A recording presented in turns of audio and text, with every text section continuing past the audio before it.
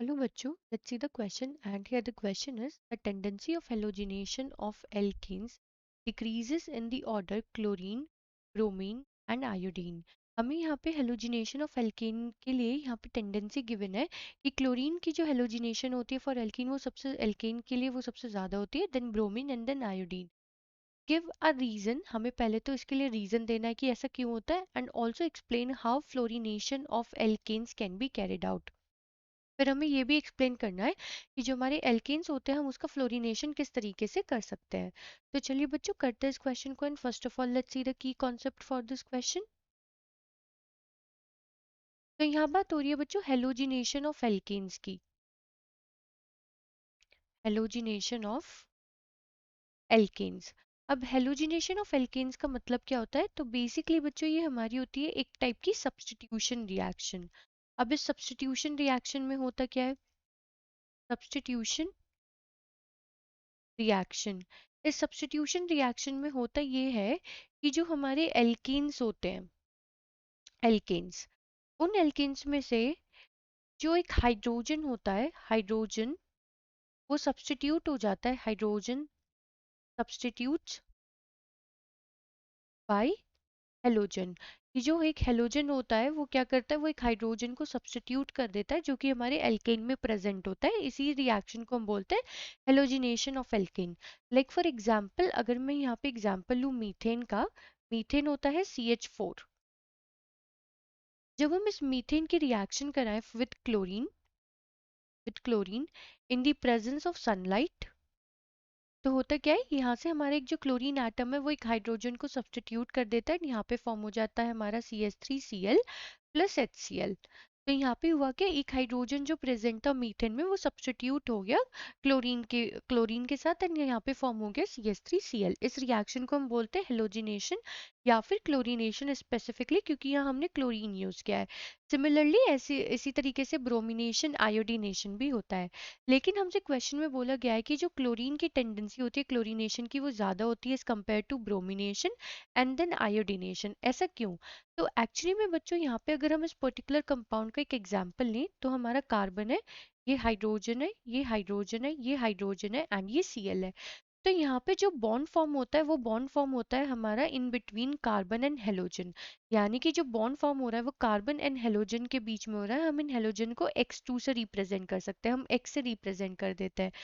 तो जिस भी कंपाउंड में हमारा जो ये CX का बॉन्ड स्टेबल होगा वही उसकी ही जो टेंडेंसी होगी हेलोजिनेशन की वो ज़्यादा होती है. अब एक्चुअली में बच्चों होता है क्या है, हमें मालूम है कि जो हमारा क्लोरीन का साइज होता है वो सबसे छोटा होता है as compare to bromine and then iodine. ये क्या है इसका एटॉमिक साइज. ठीक है. जिसकी वजह से होता है क्या है बच्चों कि जो हमारा जब कार्बन हमारा बॉन्ड करता है क्लोरीन के साथ तो carbon with chlorine stable bond form होता है then carbon to bromine then carbon to iodine. क्योंकि अगर हम यहाँ पे देखें हमारा ज़्यादा डिफरेंस आता चला जाता है between the size of carbon and halogen. क्या आ जाता है यहाँ पे difference between size of carbon and halogen increases. Because of that the stability of bond between carbon and halogen decreases. तो ये हमने क्या ऑर्डर लिखा है यहाँ पे, हमने ये इसका स्टेबिलिटी का ऑर्डर लिखा है, ये है स्टेबिलिटी का ऑर्डर. ठीक है. Stability order for carbon and halogen bond. तो यहाँ पे हो क्या रहा है कि हेलोजन जो है वो एक हाइड्रोजन को सब्स्टिट्यूट कर रहा है जिसकी वजह से कार्बन और हेलोजन के बीच में बॉन्ड फॉर्म हो जाता है. एंड जो बॉन्ड सबसे ज़्यादा स्टेबल होगा उसी की ही हेलोजिनेशन की पावर उतनी ही ज़्यादा होती है. तो हमें मालूम है क्लोरीन का साइज सबसे छोटा होता है in between chlorine bromine and iodine. तो जो आयोडीन एंड क्लोरीन यहाँ पे बॉन्ड फॉर्म करते हैं इनका साइज डिफरेंस ज़्यादा होने की वजह से इनका बॉन्ड ज़्यादा स्टेबल नहीं होता है. इसी वजह से बच्चों यहाँ पे जो हमारा क्लोरीनेशन की कैपेसिटी होती है टेंडेंसी होती है वो ज़्यादा होती है as compare to bromine and iodine. तो हमने ये पार्ट तो यहाँ पे एक्सप्लेन कर दिया है. अब हमें ये भी एक्सप्लेन करना है कि how fluorination of alkene can be carried out, कि हम फ्लोरिनेशन किस तरीके से यहाँ पे कर सकते हैं. Fluorination of alkanes. तो एक्चुअली में बच्चों अब होगा क्या, हमें क्या मालूम है, फ्लोरीनेशन का मतलब है कि जो हमारा एल्केन कंपाउंड है, एल्केन, वो रिएक्ट करेगा विथ फ्लोरीन, है ना। अब हमें क्या मालूम है, वो जब एल्केन रिएक्ट करेगा विथ फ्लोरीन, तो फ्लोरीन का साइज तो सबसे छोटा होता है as compare to chlorine, bromine and iodine. तो जब एल्केन फ्लोरीन के साथ रिएक्ट करके फ्लोरीनेशन करता है, तो ये होती है हमारी highly exothermic reaction, highly exothermic reaction. क्यों? क्योंकि जो फ्लोरीन फ्लोरीन का जो डिसोसिएशन होता है वो काफ़ी कम एनर्जी पे हो जाता है, ठीक है। तो इसी वजह से अगर हमें फ्लोरीनेशन ऑफ एल्केन करना है तो हम किस तरीके से कर सकते हैं, पहला हम यहाँ पे क्या करेंगे, हम इस रिएक्शन को कैरी आउट करेंगे in the presence of inert gas. क्योंकि अगर हम in the presence of inert gas fluorination of alkene करेंगे तो हमारी रिएक्शन कैसी रहेगी, reaction will be slow and इतनी ज़्यादा एनर्जी रिलीज नहीं होगी, रिएक्शन